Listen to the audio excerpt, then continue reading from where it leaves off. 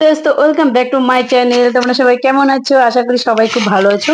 তো আজকের এক্সপ্লেনেশনটা মানে খুব ইউনিক হতে চলছে। মানে আমি এরকম মুভি দেখিনি কোথাও যে কিসিং বোথ, মানে তারা দুজন বেস্ট ফ্রেন্ড মিলে তাদের কিসিং বোথ খুলবে আর 500 টাকা দিয়ে যে যত খুশি কিস করে যেতে পারো, এরকম টাইপের একটা কিছু মুভি। তো চলো আগে দেখা যাক। এই যে দুটি মেয়েকে দেখতে পাচ্ছ, এরা ছোট থেকে ভালো ভালো একদম ভালো বেস্ট ফ্রেন্ড ছিল। আর এই যে তাদের বাচ্চা দুটোকে দেখতে পাচ্ছ, এরাও একদম একই দিনে একই সময় জন্ম নিয়েছে। এই জন্য এদের মারা ডিসাইড করেছে এরাও দুজনে বেস্ট ফ্রেন্ড হয়েই থাকবে। তো মেয়েটার নাম হচ্ছে এলি আর ছেলেটার নাম হচ্ছে এল। তো এরা একসঙ্গে বড় হয় এবং তাদের যে ডান্স করতে দেখলে, এরা একদম ডান্স ক্লাসে খুব ছোট থেকেই একদম খুব ডান্স করে, এটা তাদের খুব ফেভারিট জায়গা। তো হঠাৎ করে আমরা দেখতে পারি এলিও বড় হয়ে যায় এবং তার মাও মারা যায়, কিন্তু তার মার যে বেস্ট ফ্রেন্ড ছিল সে বেঁচে ছিল। আর এভাবে এলি আর এল তারা দুজনে লাইফে খুব এনজয় করতে থাকে এবং এলিও তার বেস্ট ফ্রেন্ডের সঙ্গে খুব এনজয়। কিন্তু এদিকে আবার এলি এলের বড় ভাই মানে যে নোয়াকে খুব পছন্দ করে, কিন্তু সে বলতে পারে না। এক কথায় বলতে গেলে তার ক্রাশ ছিল নোয়া। তো একদিন হঠাৎ এলি যখন বসেছিল, মানে নোয়াদের বাড়ির নিচে সুইমিং পুলে বসেছিল, তো হঠাৎই সেখানে নোয়া আসে এবং বলে, তুমি কি আমার আন্ডারওয়্যার দেখেছো? তো এই ভেবে এলি খুব লজ্জা পেয়ে বলে, কি হচ্ছে এসব? তো তখন এল বলে যে না, আমি কেন তোমার আন্ডারওয়্যার দেখতে যাব? তো এই বলে যখন সে যখন থেকে চলে যায়, তো সে তার ভাইকে একটি লাথি মারে সেখান থেকে ফেলে দেয়। তো সিন কাটে আমরা দেখতে পারি এলি তার পরের দিন তার কলেজে, মানে প্রথম দিন সে কলেজে যাবে, কলেজে যখন রেডি ছিল হঠাৎই তার প্যান্ট পিছন থেকে ফেটে যায়। তো সে কি করে, সে যখন ক্লাস 9-এ পড়তো তখনকার একটি ছোট স্কার্ট পরে সেখান থেকে বের যেত। তার বাবা বলে, তুমি এটা কি পড়ছো? তখন এলি বলে, বাবা আমার কোনো ব্যাকআপ ছিল না, আমার প্যান্ট ফেটে গেছে, তুমি প্লিজ ক্লিনারকে দিয়ে আমার কলেজে একটি প্যান্ট দিয়ে আসবে। তো এলো সেখানে খুব শক্ট হয়ে যায়, তুমি এটা কি পরে এসেছো?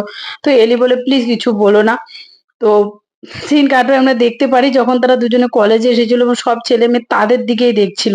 আর তখন এল তাকে বলে, সবাই কেন তোমার দিকে এভাবে দেখছে? তো তখন এলি বলে, আমার এই স্কার্টের জন্য হয়তো এরকম করে দেখছে। তো আমরা দেখতে পারি সেখানে যে একটি বদমাস ছেলে এসে হঠাৎ করে এলের পিছনে হাত দিয়ে বসে, আর তাতে এল খুব রেগে যাবে, রেগে গিয়ে তাকে যখন মারতে যাবে, তো তখন ছেলেটি কি করে, ছেলেটি তার থেকে যেহেতু বড় শক্তিশালী ছিল তাই তাকে মারতে শুরু করে। তখনই হঠাৎ করে এলের দাদা মানে নোয়া সেখানে এসে ছেলেটিকে খুব মারতে থাকে। আর এলি তাকে বারবার বলতে থাকে, নোয়া কি হচ্ছে এসব, চুপ করো চুপ করো, ওকে ছেড়ে দাও। তো তারপর আমরা দেখি কলেজের প্রফেসর তাদেরকে রুমে নিয়ে এসেছে এবং তাদের সঙ্গে কথা বলছে। তো এলি তখন বলে, তুমি কেন করেছো আমার জন্য এটা? তো তখন নোয়া বলে যে আমার ভাইয়ের বেস্ট ফ্রেন্ড হিসেবে আমি তোমার জন্য এটুকু করতেই পারি, তাই না? তো এল বলে, ভাইয়ের বেস্ট ফ্রেন্ড শুধু এতটুকুই? তো সে খুব বিরক্ত হয়ে সেখান থেকে চলে যায়। আর এই যে তিনটা মেয়েকে দেখতে পাচ্ছ, ওরা হলো OMG গার্ল, এরা আবার নোয়াকে খুব পছন্দ করে। তো সেখান থেকে তাদের বন্ধুত্ব হয় এবং তারপর আমরা দেখি ক্লাসরুমে ওই যে ছেলেটি ছিল যে এলির পিছনে হাত দিয়েছিল, সে তাকে সরি বলে এবং বলে আমার সঙ্গে ডেটে যাবে। তো তখন এলি বলে, তুমি যদি ছোট স্কার্ট পরে রুমে আসতে পারো তবে আমি তোমার সঙ্গে ডেটে যাব। তো সেই কথা মতো, আর এদিকে আমরা দেখি নোয়া সেটা দেখে খুব জেলাস ফিল করছিল যে ও কেন ওর সঙ্গে কথা বলছে। আর ঠিক সেই কথা মতো সেই ছেলেটি সেখানে ছোট স্কার্ট পরে রুমে চলে আসে, আর সবাই তো দেখে শকড। আর এদিকে আমরা দেখি টিফিন টাইমে এলি এলকে বলছিল, আমাকে না ছেলেটি ডেটে যাওয়ার জন্য বলেছে, আমি কি তার সঙ্গে ডেটে যাব? তো এল তাকে বলে, হ্যাঁ নিশ্চয়ই, কেন যাবে না, যাও, তোমার প্রথম ডেট বলে কথা, তোমাকে তো যেতেই হবে। তো সেখানে তারা এল বলে সেখানে কি হয়। তো এলি বলে হয়তো তারা দুজনে খাওয়া দাওয়া করে। তো এই ভেবে তারা সেখানে খুব হাসি ঠাট্টা করে এবং এল তাকে ঠিক সে সন্ধ্যায় এলিকে সেখানে ড্রপ করে দিয়ে চলে আসে যেখানে তার সঙ্গে দেখা হওয়ার কথা ছিল। তো এলি সেখানে খুব সুন্দর করে সেজে গুজে, আমার খুব ভালো লাগছিল ওকে দেখতে, খুব সুন্দর করে সেজে গুজে তার জন্য অপেক্ষা করতে করতে সে যখন আসে না, সে তখন সেই ডান্স ক্লাবে যায় এবং গিয়ে তাকে সব বলতে থাকে, আমি কি দেখতে সুন্দর না? তো তখন সেই মুহূর্তে আমরা দেখি ছেলেটি মুখে শরীরে খুব চোট। তো তখন ছেলেটিকে বলে, কেন এরকমটা হলো? তখন সে বলে, নোয়া আমাকে তোমার সঙ্গে ডেটে যেতে বারণ করেছে। তো তখন এলি রেগে গিয়ে নোয়াকে ফোন করে বলে, তুমি কেন এরকমটা করেছো? তখন বলে, এমনি করেছি, আমার ভাইয়ের বেস্ট ফ্রেন্ড জন্য এরকম করেছি। আর এদিকে আমরা দেখতে পাই এই যে মিয়াকে আবার পছন্দ করতো এল। এল খুব পছন্দ করতো এলিকে। সে বারবার বলছিল, তুমি মিয়াকে কি বলো না সে আমাকে পছন্দ করে কিনা।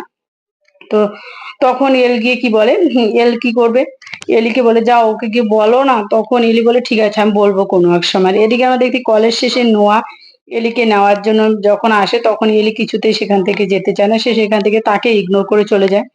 এবং সেই কথা মতো আমি যে তোমাদেরকে বলেছিলাম এটি কিসিং বোথ নিয়ে একটি মুভি। তো তারা তাদের কথা মতো বেস্ট ফ্রেন্ডের তারা দুজন বেস্ট ফ্রেন্ড মিলে সেখানে কিসিং বোথ ওপেন করে। আর এদিকে দেখি ওএমজি গার্ল নোয়াকে দেখে এলিকে ডাকছিল আর বলছিল তুমি যাও না নোয়াকে বলো সে কি কিসিং বোথে আসবে তাহলে আমরাও আসবো কিসিং বোথে। তো সেই কথা মতো এলি যায় নোয়ার সঙ্গে কথা বলতে, কিন্তু নোয়া একটি মেয়েকে কিস করছিল এটা দেখে এলি খুব রেগে যায়, বলে তুমি এটা কি করছো। তো তো আমরা এদিকে এখানে একটা কথা জানতে পারি যে নোয়াও মনে মনে এলিকে খুব পছন্দ করে, কিন্তু সে তার ভাইয়ের বেস্ট ফ্রেন্ড সেই জন্য সে তাকে কিছু বলতে পারতো না। তো এলি যখন তার সেই কথা মনে পড়ে যে নোয়া অন্য একটি মেয়েকে কিস করছে এইভাবে সে সেখানে খুব ডান্স করে এবং খুব নেশা করে এবং নেশা করতে করতে ডান্স করতে করতে এমন একটা পর্যায়ে চলে আসে যে সে তার খুব গরম লাগে জন্য সে তার পুরো ড্রেস সেখানে খুলে ফেলে দেয়। তার গায়ে শুধু একটা ব্রা আর পেন্টি ছিল, তাহলে ভাবতে পারো এটা বাইরের দেশেও এরকম হয়, আমরা এরকম ড্রেস পরে ঘরে থাকতে কতটা লজ্জা বোধ করি, আর এরা তো পুরা সোশ্যাল মিডিয়াতে সত্যি।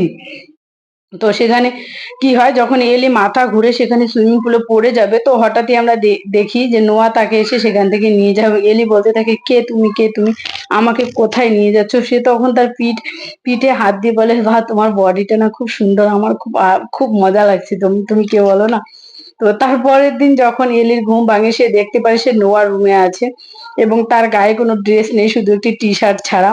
তো আমরা দেখি নোয়াও সেখানে চলে আসে আর এলি তাকে বলে তুমি আমার সঙ্গে কিছু করোনি তো। তো নোয়া তার সঙ্গে একটু মজা করার জন্য বলে হ্যাঁ অনেক কিছু করেছি তোমার সঙ্গে, কাল রাতে না অনেক মজা হয়েছে, তুমি তো আমাকে ছাড়তেই চাইছিলে না, সত্যি বলতে তুমি অসাধারণ অসম।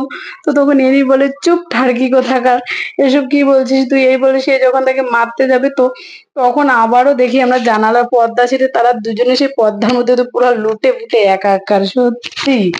তো এলি বলে তুমি এসব কি করছো, ছেড়ে দাও আমাকে। তো নোয়া তার কথা মতো তাকে ছেড়ে দিয়ে বলে আমি টি শার্ট দিয়ে দাও। তো এলিও রেগে গিয়ে তার টি শার্ট যখন দিতে নিবে তখন নোয়া বলে আরে পাগলি যাও তুমি এখান থেকে, তোমার গায়ে তো কিচ্ছু নেই, টি শার্ট পরে যাও। তো সে তখন এলের রুমে এসে বলে কাল কি কি হয়েছিল। তো তখন এল বলে তুমি তো তোমার লাজ শরম সবকিছু ধুয়ে খেয়ে নিয়েছো মদের সঙ্গে, এখন আর কি খাবে, ব্রেকফাস্ট খাও নাও। তো সে তার জন্য ব্রেকফাস্ট এনে রেখেছিল তার রুমে, তো সে ব্রেকফাস্ট নিয়ে এসে আবার সেখানে শুয়ে ভাবতে আমি কি শুধু নোয়ার ভাইয়ের বেস্ট ফ্রেন্ড সেই জন্য সে আমার এত কেয়ার করে নাকি সেও আমাকে ভালোবাসে। তো পরের দিন সিন কাটে আমরা দেখতে পাই তারা যখন কলেজে রং করছিল তো হঠাৎই এলি তার চোখে রং পড়াতে চোখ বন্ধ করে সে যখন বাথরুমে আসে সে দেখতে পারে চোখ ধোয়ার পর সে দেখতে পারে যে এটা মেয়েদের বাথরুম না ছেলেদের বাথরুম। সে খুব লজ্জা পেয়ে তার টি শার্ট দিয়ে তার যখন বুক ঢাকছিল তো তখন নোয়াও সেখানে দেখে নেয়, বলে তুমি কেন এখানে এসেছো। তো তখন এলি খুব রেগে যায়, বলে আমি এখানে কি করছি তাতে তোমার কি, এই বলে সে ছেলেদের সঙ্গে ডান্স করতে থাকে। আর নোয়া তো খুব জেলাস ফিল করতে থাকে, এলিও এটাই চাচ্ছিল যে নোয়া জেলাস ফিল করুক। তো নোয়ার খুব খারাপ লাগে। তো সেদিন তাদের প্রথম কিসিং বোথ ওপেন করার দিন ছিল, সে নোয়াকে মানাচ্ছিল চলো আমার সঙ্গে যেতে হবে, কারণ ওই যে ওএমজি গার্ল বলেছিল যদি নোয়া আসে তবেই তারা সেখানে আসবে।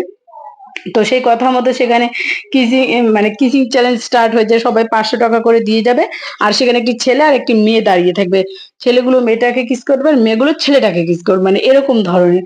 সে তাই সবাই সবার মতো করে 500 টাকা করে দিয়ে সব মেয়েটাকে কিস করে যাচ্ছে ছেলেটাকে কিস করে যাচ্ছে সবাই, আর যারা সেখানে দাঁড়িয়ে অডিয়েন্স ছিল তারা খুব এনজয় করছিল। তো সেখানে যখন নোয়ার বদলে তার ভাই এল আসে তো সেখান থেকে সবাই চলে যায়, আর এলকে যে মেয়েটি পছন্দ করতো সে মেয়েটি তাকে এসে কিস করে এবং এলেরও তাকে খুব ভালো লাগে এবং সেও তাকে রিপিট কিস করে এবং তাকে প্রপোজ করে। আর মেয়েটি যখন তাকে প্রপোজ করে তো এল মেনে যায় এবং সে তখন এলিকে বলে যে তুমি এখানে কাজ সামলাও, আমি ওকে নিয়ে একটু ঘুরে ঘুরে আসি। তো সেই কথা মতো এলি সেখানে তার কিসিং বোথ সামলায়। আর এদিকে যে ওএমজি গার্ল ছিল তারা প্রতিশোধ নেওয়ার জন্য কি করে এলিকে চোখ বেঁধে সেই মানে স্টেজে পাঠিয়ে দেয়। আর এলি যখন কিছু বুঝতে পারছিল না তো হঠাৎই সে মানে হোঁচট খেয়ে নোয়ার গায়ে পড়ে যায়। আর ওএমজি গার্ল এটা দেখে খুব অবাক হয়ে যায়, আমরা তো জানতাম না যে নোয়া আসবে, তাহলে তো আমরাই চলে যেতাম, ছি আমরা কি মিস করলাম। তো তারা খুব জেলাস ফিল করতে থাকে। আর এদিকে আমরা দেখতে পাই যে নোয়া ঠিক সেই নিয়ম অনুযায়ী এলিকে কিস করতে থাকে। এলি বলে বাহ তোমার বডিটা তো খুব সুন্দর, আমার না তোমার বডিটা খুব চেনা চেনা লাগছে, দারুণ তোমার বডিটা। এই ভেবে তার একটু সন্দেহ হয় যে আসলে কে, তার পারফিউমটাও আমার কাছে খুব চেনা চেনা লাগছে। এই বলে সে যখন তার চোখের পট্টি খুলে সে দেখতে পারে যে সেখানে নোয়া দাঁড়িয়ে আছে, তো সে মনে মনে খুব খুশি হয়েছে যে আমার প্রথম কিস তাহলে আমি নোয়াকেই করছি। এইভাবে সে পাগলের মতো নোয়াকে আবারও কিস করতে থাকে আর নোয়াও তার কিসে সারাদিন সে তাকে পাগলের মতো কিস করতে থাকে। সবাই তো এত আনন্দ। সে আনন্দে কি করে, এলি এলকে গিয়ে বলে সবকিছু যে আমি তোমার দাদাকে কিস করেছি। তখন এল একটু শকড হয়ে বলে তুমি কেন এটা করছো? আমাদের তো রুল ছিল যে আমরা আমাদের ফ্যামিলির কাউকে পছন্দ করব না। তো তখন বলে এটা জাস্ট একটা রুল ছিল, তাছাড়া আর কিছু না। তো তাদের কিসিং তারা বন্ধ করেছে, তারা যখন বাড়ি যাবে তখন নোয়া এলিকে বলে চলো আমি তোমাকে ড্রপ করে দিচ্ছি। তো যেহেতু রাত ছিল তাই এলি যেতে বাধ্য হয় তার সঙ্গে যেতে। তো হঠাৎই রাস্তায় বৃষ্টি হওয়াতে তারা তাদের গাড়ি নিয়ে যেতে পারছিল না। তারা একটি বুথে এসে যখন দাঁড়া হয় তখন এলি নিজেকে সামলাতে না পারে সে আবারও নোয়াকে কিস করতে থাকে। আর এখানে আমরা একটা কথা জানতে পারি যে নোয়াও মনে মনে খুব পছন্দ করতো এলিকে। সে তাকে প্রপোজ করে দেয় যে আমার তোমার সঙ্গে থাকতে ভালো লাগে, আমি তোমাকে খুব ভালোবাসি, কিন্তু আমি আমার ভাইয়ের জন্য তোমাকে কিছু বলতে পারি না, কারণ তোমাদের মধ্যে রুল যে তোমরা আমাদের ফ্যামিলির কাউকে পছন্দ করতে পারবে না। তো সেই জন্য আমি তোমাকে কিছু, কিন্তু আমি তোমাকে খুব ভালোবাসি। তো এলিও এটা ভেবে এলিও এটা ভাবে যে তাহলে নোয়া প্লে বয় নয়, ও ভালো ছেলে। তো এইভাবে যখন সে তাকে কিস করতে যাবে তখনই সেখানে সিকিউরিটি গার্ড চলে আসে। এলি বলতে থাকে এবার তো আমি গেলাম, এবার আমার মান সম্মান সব চলে গেছে, এবার আমি কি করব? তো এই বলে সে সিকিউরিটি গার্ড তাকে নোয়াকে বলতে থাকে যে তুমি আবার ওখানে মেয়ে নিয়ে এসেছো। তো এলি বলে তার মানে এখানে আমি প্রথম নয়, এর আগেও আরো কোনো মেয়ে এসেছিল তাই না? তো সে সেখান থেকে রাগ হয়ে চলে যায় এবং তার বাবা দেখতে পায় যে তার মন খুব খারাপ। তো তাকে বলে কি হয়েছে তোমার? তখন এলি বলে না কিচ্ছু হয়নি বাবা, তুমি শুয়ে পড়ে যাও, আমার কিছু হয়নি। তো তার পরের দিন আমরা দেখতে পারি কিসিং বুথে একটি ছেলে এলির হাত ধরে খুব টানাটানি করছিল, এলি যাবে না, তাও সে তাকে জবরদস্তি করছিল, কিন্তু নোয়া এসে তাকে বলে ও তো যেতে চাইছে না, তুমি কেন ওকে জোর করছো? তো ছেলেটি তখন তাকে বলে তোমার তো গায়ে লাগবে, তুমি তো তোমার ভাইয়ের বেস্ট ফ্রেন্ডের সঙ্গে এক বিছানায় শুয়েছো তাই না? তো এটা শুনে নোয়া খুব রেগে যায় এবং তাকে খুব মারতে থাকে। এটা দেখে এলি খুব ভয় পেয়ে সেখান থেকে চলে যায়। তো তখন নোয়া তাকে বলে দাঁড়াও বলছে, ওখানে তোমাকে আমার সঙ্গে যেতে হবে আজকে এক জায়গায়। তো এলিও বাধ্য হয়ে সেখানে নোয়ার সঙ্গে চলে যায় এবং এমন একটি জায়গায় যায় যেটা ছিল নোয়ার একান্ত পার্সোনাল জায়গা। সে সেখানে এলিকে প্রথম নিয়ে এসেছিল এবং এলিকে ভালোভাবে প্রপোজ করে। আর এলিও তাকে বলে তুমি তো প্লে বয়, তুমি কেন আমাকে ভালোবাসবে? তো তখন নোয়া বলে তোমার আমাকে দেখে কি মনে হয় আমি সত্যি প্লে বয়? আমি তোমাকেই ভালোবাসি, বিশ্বাস করো, আমাকে বিশ্বাস করো একবার, আমি তোমাকেই ভালোবাসি। তো এলি বলে ঠিক আছে আমি তোমাকে একটা সুযোগ দিয়ে দিচ্ছি। তো এই বলে তারা যখন কিস করতে যাবে তখন এলি তার সঙ্গে ইন্টিমেট হতে চাচ্ছিল, কিন্তু নোয়া বলছিল এটা করা উচিত না। তাহলে ভাবো মেয়েটা কত দূর লেভেলের এগিয়ে আছে যে সে ছেলেটার সঙ্গে ইন্টিমেট হচ্ছে যায় অথচ ছেলেটি তাকে না করছে। তাহলে ভাবো এত ভদ্র জামানা। তো তখন নোয়া কি করে বাধ্য হয়ে তার সঙ্গে ইন্টিমেট হয় এবং এমন একটি জায়গায় ইন্টিমেট হয় সত্যি তোমরা ভাবলে অবাক হয়ে যাবে যে তারা পাহাড়ের উঁচুতে ইন্টিমেট হচ্ছে, যেন নিচ থেকে সবাই দেখতে পাবে যে তারা ইন্টিমেট হচ্ছে এরকম একটা। তো তারপরের দিন সকালে আমরা দেখতে পাচ্ছি এলি নোয়াকে খুব মনোযোগ দিয়ে দেখছে আর বলছে আমি তোমাকে অনেকটাই ভালোবাসি, কিন্তু আমাকে এলকে সব সত্যি কথা বলতে হবে, নাহলে ও আমাকে ভুল বোঝে। তো তারপর আমরা দেখতে পারি নোয়া আর এলি যখনই তারা সুযোগ পায় তখনই তারা লেগে পড়ে, মানে কিস করার জন্য, এটা করার জন্য, ওটা করার জন্য। যখনই সেটা নোয়ার বাড়ি হোক, এলির বাড়ি হোক, স্কুল হোক, কলেজ হোক, তারা সবসময় দুজনে চিপকে থাকে।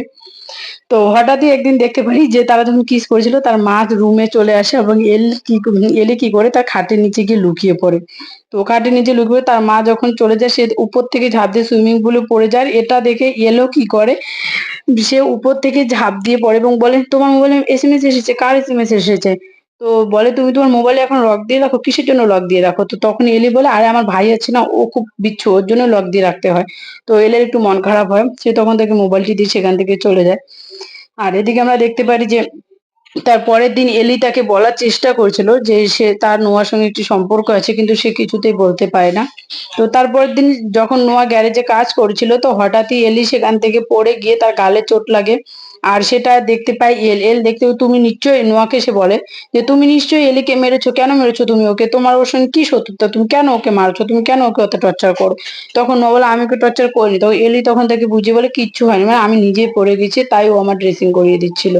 তো এল তখন বলে যে চলো আমরা এখান থেকে দূরে কোথাও যাবো, আমার ভালো লাগছে না এখানে। তো এই বলে তারা যখন বাইরে যায় তো আমরা দেখতে পারি যে নোয়া আর এলি যখন কিস করছিল তো তখন এটা হঠাৎই এল দেখে নেয়, ওর মনে মনে খুব কষ্ট পায় যে আমাদের মধ্যে রুল ছিল যে আমরা আমাদের ফ্যামিলির কাউকে পছন্দ করব না, তুমি এই রুলসটা কেন মানতে পারোনি? তুমি এই এতটুকু রুলস মানতে পারো না, তুমি কেনই বা আমাকে আগে বলোনি যে তোমার নোয়ার সঙ্গে কোনো সম্পর্ক আছে? তো তখন সেখানে নোয়া এসে বলে ওর কোনো দোষ ছিল না, ওকে আমি বলেছি, ওকে আমি প্রপোজ করেছি, ওকে আমি ফোর্স করেছিলাম আমার সঙ্গে রিলেশন আসছে। কিন্তু এল সেখান থেকে এল এতটা কষ্ট পায় যে তার বেস্ট ফ্রেন্ড এরকম। সে তখন তাকে বলে যে নোয়ার কাছে সব ছিল, কিন্তু আমার কাছে কিছু ছিল না। কিন্তু আমার কাছে এমন কিছু ছিল যেটা নোয়ার কাছে ছিল না, সেটা ছিল তুমি। কিন্তু তুমি এখন নোয়ার হয়ে গেছো। তো এই বলে সে সেখান থেকে চলে যায়। এলি খুব কষ্ট পেতে থাকে এবং নোয়াকে খুব ভুল বোঝে যে তোমার জন্য এসব কিছু হয়েছে। তুমি যদি সেদিন আমাকে প্রপোজ না করতে, তাহলে আজকে আমার বেস্ট ফ্রেন্ড আমার এরকম ভাবে কষ্ট পেত না। তো সে কি করে, স্কুল কলেজ যাওয়া বন্ধ করে দেয়, বাড়িতেই শুয়ে থাকে, খাওয়া দাওয়া বন্ধ করে দিয়ে বাড়িতেই শুয়ে থাকে মন খারাপ করে। তো হঠাৎই সেখানে নোয়ার মা আসে, বলে বন্ধুত্বের মধ্যে এরকম ঝগড়া হয়েই থাকে। তুমি জীবনে তখনই সাকসেস হবে যখন কোনো বন্ধু বানাতে পারবে। তো তাদের মধ্যে আরো একটি রুল ছিল যে কোনো যদি তাদের মধ্যে কোনো ঝগড়া হয় আর যদি তাকে সে আইসক্রিম গিফট করে, তাহলে সে তাকে ক্ষমা করে দিতে বাধ্য।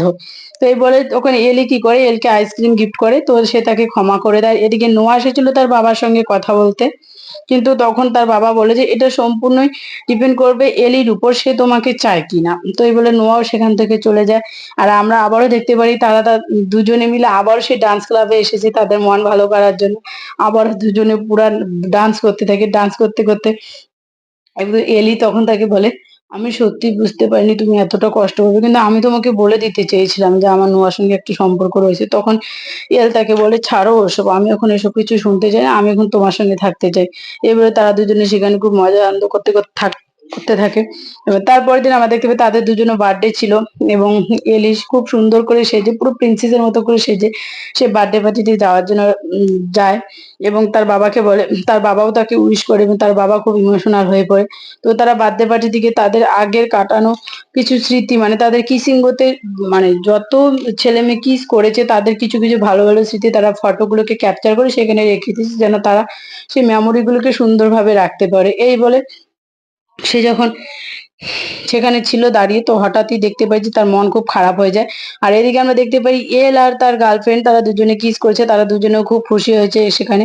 আর এদিকে নোয়া যখন এলির মন খারাপ দেখে তাকে আবারও আসে জিজ্ঞাসা করতে, কি হয়েছে তোমার, তখন এলি নোয়াকে আবারও ভুল বুঝে সেখান থেকে চলে যায়। আর এটা এল দেখে বলে, তুমি কেন ওকে ডিস্টার্ব করছো, ওকে ছেড়ে দাও। তো এই বলে এলও সেখান থেকে মন খারাপ করে বাড়িতে চলে আসে এবং বাড়িতে আসার পর তার দাদা মানে নোয়া তাকে বলে যে হ্যাপি বার্থডে ভাই, আর আমি এলিকে সত্যি মন থেকে ভালোবাসি। ওকে আমি যা, যা বলেছি সব মন থেকেই বলেছি। আমি সত্যি ওকে ভালোবাসি। আগেও ভালোবাসতাম, এখনো ভালোবাসি, আগেও ভালোবাসবো। তো আমি চাই না যে আমার জন্য তোমাদের দুজনের মধ্যে কোনো বন্ধুত্বের মধ্যে কোনো ফাটল ধরুক। তাই আমি কাল চলে যাচ্ছি। তোমরা ভালো থেকো। আর প্লিজ তুমি এলিকে ভুল বোঝো না। তো তারপরের দিন আমরা দেখতে পারি যে তারা তাদের বার্থডে পার্টি করছিল, কিন্তু হঠাৎই সেখানে এলির খুব মন খারাপ হয়ে যায়। কারণ সে নোয়ার সঙ্গে যে তার সময়গুলো কাটিয়েছিল সেগুলোকে ভেবে ভেবে সে খুবই খুবই মন খারাপ করে এবং সে খুব কান্না করতে থাকে। এলকে বলে, তুমি তো আমার বেস্ট ফ্রেন্ড, তোমার তো আমার জায়গাটা বোঝার কথা। আমি নোয়াকে ভালোবাসি, আমি পারবো না ওকে ছাড়া থাকতে। তুমি কেন আমার সঙ্গে এরকমটা করছো? আমি যদি বলি তুমি তোমার গার্লফ্রেন্ডের সঙ্গে ব্রেকআপ করো, তুমি কি করতে পারবে? পারবে না, কারণ তুমি তাকে ভালোবাসো। আমিও তো নোয়াকে ভালোবাসি, তাই না? আর কারোর জীবনে একটা সুযোগ দেওয়া উচিত। তো তখন এল মেনে যায় এবং বলে, ঠিক আছে তুমি যাও, আমি তোমাকে নিয়ে যাব নোয়ার কাছে দেখা করানোর জন্য। তো সেই কথা মতো যখন তারা গাড়িতে যায়, আর এদিকে আমরা দেখতে পারি যে অ্যাকচুয়ালি গাড়িতে এল নয়, নোয়া ছিল মাস্ক পরে। তখন এলিও তাকে প্রপোজ করে এবং সে জানতে পারে যে সেটা নোয়া ছিল। তো সে খুব খুশি হয়ে যায় এবং বলে যে আমি ভাবতেই পারিনি তুমি এখানে এসেছো। তো তাদের দুজনের মধ্যে আবারও প্যাচ আপ হয়ে যাবে, দুজনে খুব ভালো সময় কাটাতে থাকে। আর এদিকে নোয়ারও একটি কলেজের প্রফেসরের চাকরি হয়ে যায়, সে সেখান থেকে চলে যায়। আর এদিকে সেই বাইক রাইড দিয়ে শুরু হয়, যে এক সময় বাইকে খুব ভয় পেত সে আজ একজন বাইক রাইডার হয়ে যায় এবং সেই নোয়ার বাইকটা নিয়ে সে রাইড করতে থাকে এবং রাইড করতে করতে সে যেতে থাকে আর ভাবতে থাকে নোয়ার সঙ্গে কাটানো মুহূর্তগুলো কত ভালো ছিল। তো জীবনে আমরাও মনে করি যে জীবনে এরকম বন্ধু থাকা খুব প্রয়োজন। মানুষ বলে না যে বেস্ট ফ্রেন্ড শুধু প্রেমিকের জায়গাটা বেস্ট ফ্রেন্ড পায় না। কে বলেছে যে বেস্ট ফ্রেন্ড হয় না? বেস্ট ফ্রেন্ডের মতোই হয়। আর ভালোবাসার মানুষটা ভালোবাসার মানুষের মতোই হয়। এখানে কোনো ইসে নেই যে বেস্ট ফ্রেন্ডকে আমাকে ভবিষ্যতে হাসবেন্ড বানাতে হবে বা কিছু। বেস্ট ফ্রেন্ডের সম্পর্কটা সবসময় আলাদা ধরনের। আর আমরা এখান থেকে কি বুঝতে পারি যে একজন বন্ধুত্বের সম্পর্কের মধ্যে কোনো কিছু লুকানো উচিত